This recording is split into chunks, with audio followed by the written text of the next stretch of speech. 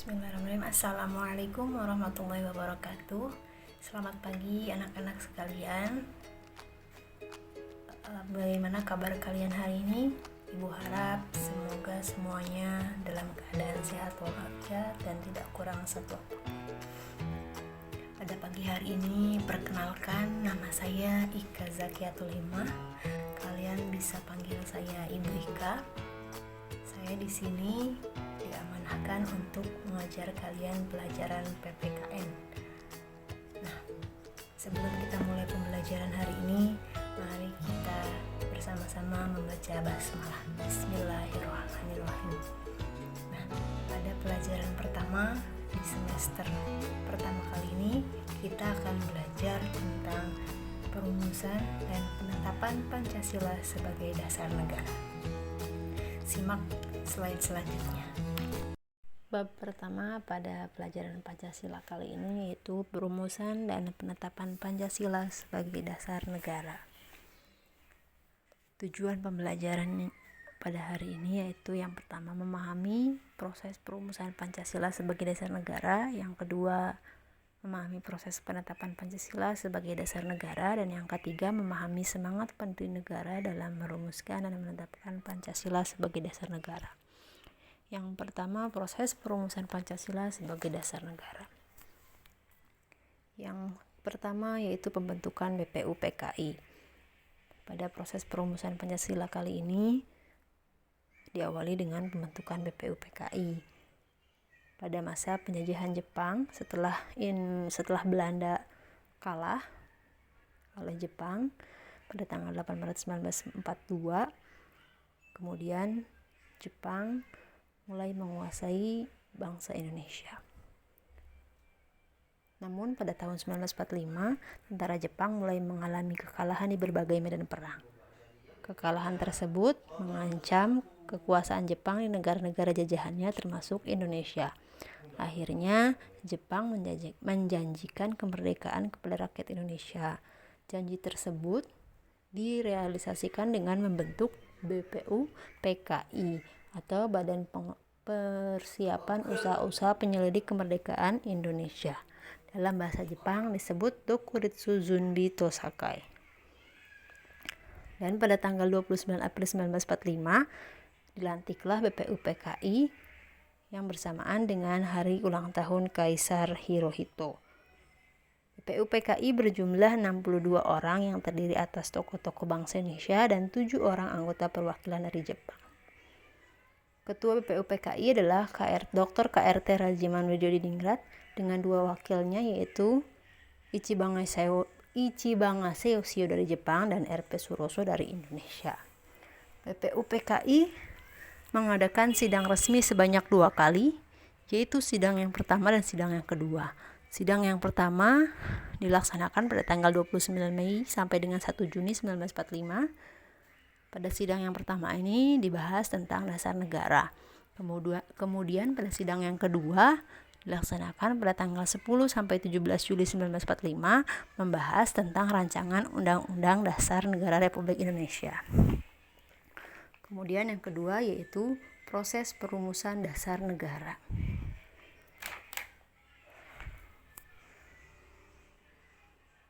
Pada sidang yang pertama, Ketua BPUPKI menyatakan bahwa untuk mendirikan Indonesia merdeka diperlukan satu dasar negara. Akhirnya beberapa tokoh mengusulkan dasar negara merdeka secara berurutan. Yang pertama Mr. Muhammad Yamin, Supomo, dan yang terakhir Insinyur Soekarno. Mr. Muhammad Yamin mengusulkan secara lisan 5 dasar bagi negara Indonesia, yaitu yang pertama peri kebangsaan, yang kedua peri kemanusiaan, yang ketiga peri ketuhanan, yang keempat peri kerakyatan, dan yang kelima kesejahteraan sosial. Sementara secara tertulis, Mr. Muhammad Yamin juga menyampaikan tentang dasar negara Indonesia. Yang pertama, ketuhanan yang Maha Esa, kebangsaan persatuan Indonesia, rasa kemanusiaan yang adil dan beradab, kerakyatan yang dipimpin oleh hikmat kebijaksanaan dalam permusyawaratan perwakilan, dan keadilan sosial bagi seluruh rakyat Indonesia. Selanjutnya yang kedua yaitu Mr. Supomo. Mr. Supomo mengusulkan Yang pertama persatuan, yang kedua kekeluargaan, yang ketiga keseimbangan lahir dan batin, yang keempat musyawarah, dan yang kelima keadilan rakyat. Dan yang terakhir Insinyur Soekarno juga mengusulkan 5 dasar negara. Yang pertama kebangsaan Indonesia, yang kedua internasionalisme atau perikemanusiaan, yang ketiga mufakat atau demokrasi, yang keempat kesejahteraan sosial, dan yang kelima ketuhanan yang berkebudayaan. Kemudian setelah mengusulkan beberapa dasar negara, BPUPKI juga membentuk beberapa panitia kerja. Di antaranya yang pertama yaitu Panitia 9. Panitia 9 ini terdiri dari Insinyur Soekarno, Dr. Andes Muhammad Hatta, Mr. Maramis, Abi Kusno Cokro Suyoso, Abdul Kahar Muzakir, Haji Agus Salim, Mr. Ahmad Subarjo, Kiai Haji Wahid Hashim, dan Mr. Muhammad Yamin. Panitia 9 ini mengadakan rapat di rumah Insinyur Soekarno dan kemudian mencapai satu persetujuan, yaitu rancangan pembukaan hukum dasar atau undang-undang dasar. Oleh Insinyur Soekarno dinamakan Mukodimah, kemudian oleh Mr. Muhammad Yamin dinamakan Piagam Jakarta, dan oleh Sukiman disebut Gentleman's Agreement. Naskah Mukodimah ini setelah ditandatangani oleh 9 orang tersebut, kemudian dikenal sebagai Piagam Jakarta atau Jakarta Charter. Dan sekarang sering kita baca pada upacara bendera, yaitu pembukaan Undang-Undang Dasar 1945. Dalam naskah Mukodimah di alinea keempat itu terdapat rumusan dasar negara yang sebagai berikut. Yang pertama ketuhanan dengan kewajiban menjalankan syariat Islam bagi pemeluk-pemeluknya. Yang kedua kemanusiaan yang adil dan beradab. Yang ketiga persatuan Indonesia. Yang keempat kerakyatan yang dipimpin oleh hikmat kebijaksanaan dalam permusyawaratan perwakilan. Dan yang kelima keadilan sosial bagi seluruh rakyat Indonesia. Nah, kemudian ada keberatan dalam naskah rumusan dasar negara yang poin pertama. Para tokoh kemudian bersepakat mengubah kalimat tersebut, yaitu ketuhanan dengan kewajiban menjalankan syariat Islam bagi pemeluknya dirubah menjadi ketuhanan yang Maha Esa. Selanjutnya penetapan Pancasila sebagai dasar negara. Diawali dari kekalahan Jepang dalam Perang Dunia Kedua, akhirnya bangsa Indonesia memberanikan diri untuk membentuk satu panitia atas prakarsa sendiri. Dibentuklah yang dinamakan PPKI atau Panitia Persiapan Kemerdekaan Indonesia, dalam bahasa Jepang disebut Tokuritsu Zunbi Inkai. Kemudian pada tanggal 8 Agustus 1945, 3 orang pendiri negara, yaitu Insinyur Soekarno, Muhammad Hatta, dan Dr. K.R.T. Rajiman Weddiriningrat, berangkat menemui Jenderal Besar Terauchi Saiko di Shikikan di Saigon, Jepang. Dalam pertemuan tersebut, Insinyur Soekarno diangkat sebagai ketua PPKI, Muhammad Hatta sebagai wakilnya. PPKI ini beranggotakan 21 orang, termasuk ketua dan wakil ketuanya. Dan pada tanggal 18 Agustus, PPKI mengadakan sidang yang hasilnya yang pertama yaitu menetapkan Undang-Undang Dasar 1945, memilih presiden dan wakil presiden, yaitu Insinyur Soekarno sebagai presiden dan Muhammad Hatta sebagai wakilnya, kemudian membentuk Komite Nasional Indonesia Pusat. Salah satu hasil keputusan PPKI adalah mengesahkan Undang-Undang Dasar 1945. Yang dimana dalam pembukaan Undang-Undang Dasar 1945 tersebut, pada alinea keempat tercantum rumusan sila-sila Pancasila sebagai dasar negara. Selanjutnya, semangat pendiri negara dalam merumuskan dan menetapkan Pancasila sebagai dasar negara. Apa saja nilai semangat para pendiri negara yang bisa kita ambil hikmahnya? Yang pertama itu nasionalisme.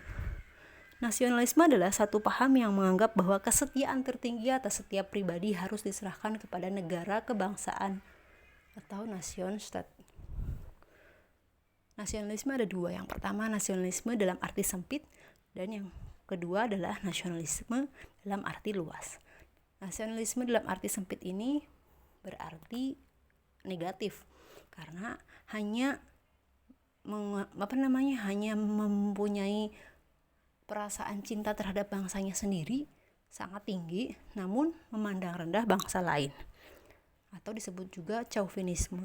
Sementara nasionalisme dalam arti luas itu positif karena mempunyai perasaan cinta yang tinggi terhadap bangsa sendiri, tapi juga tidak memandang rendah bangsa lain. Nah, kemudian yang kedua setelah nasionalisme itu adalah patriotisme. Patriotisme ini muncul setelah adanya nasionalisme dalam diri kita.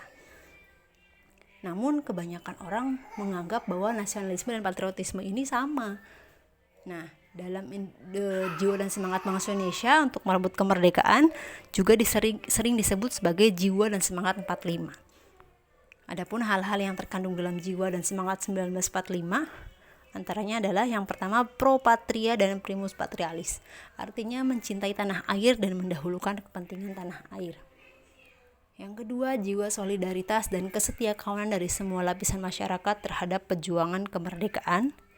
Yang ketiga, jiwa toleransi atau tenggang rasa antar agama, antar suku, antar golongan, dan antar bangsa. Yang keempat, jiwa tanpa pamrih dan bertanggung jawab. Yang kelima, jiwa kesatria dan kebesaran jiwa yang tidak mengandung balas dendam. Nah, kemudian setelah nilai semangat dari para pendiri tersebut, selanjutnya ada komitmen para pendiri negara dalam perumusan Pancasila sebagai dasar negara. Apa itu komitmen? Komitmen adalah sikap dan perilaku yang ditandai oleh rasa memiliki, memberikan perhatian, serta melakukan usaha untuk mewujudkan harapan dan cita-cita dengan sungguh-sungguh. Para pendiri negara dalam perumusan Pancasila memiliki ciri-ciri komitmen pribadi sebagai berikut. Yang pertama, mengutamakan semangat persatuan, kesatuan, dan nasionalisme. Tidak egois berarti kan ya. Yang kedua, adanya rasa memiliki terhadap bangsa Indonesia. Yang ketiga, selalu bersemangat dalam berjuang. Yang keempat, mendukung dan berupaya secara aktif dalam mencapai cita-cita bangsa, yaitu merdeka, bersatu, berdaulat, adil, dan makmur. Dan yang terakhir, melakukan pengorbanan pribadi dengan cara menempatkan kepentingan negara di atas kepentingan pribadi, serta mendukung keputusan yang menguntungkan bangsa dan negara. Sekian materi pada hari ini. Untuk tugasnya, silakan kalian isi di kolom komentar. Jangan lupa sertakan nama dan juga kelasnya. Tugasnya itu sebutkan 5 sila Pancasila. Gampang kan? Pasti semuanya pada tahu. Terima kasih untuk kesempatan kali ini. Terima kasih yang sudah menyaksikan video pembelajaran pada kali ini. Mari kita sama-sama mengucapkan hamdalah. Alhamdulillahirrabbilalamin. Sampai bertemu di lain kesempatan. Wassalamualaikum warahmatullahi wabarakatuh.